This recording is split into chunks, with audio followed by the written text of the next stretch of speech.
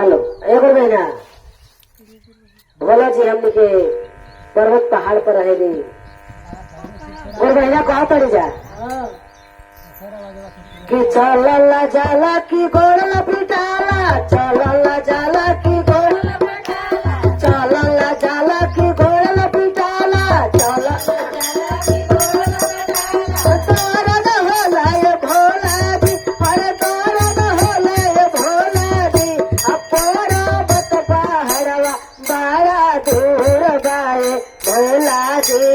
पोरा बत पहाड़वा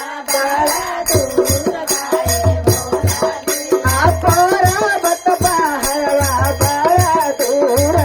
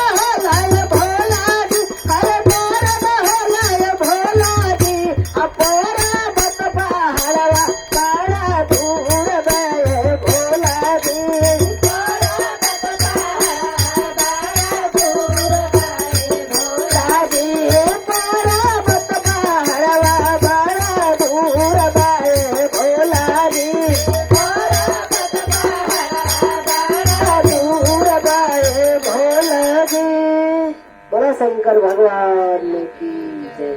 बोला मैया रानी की जय। बोला सच्चे दरबार की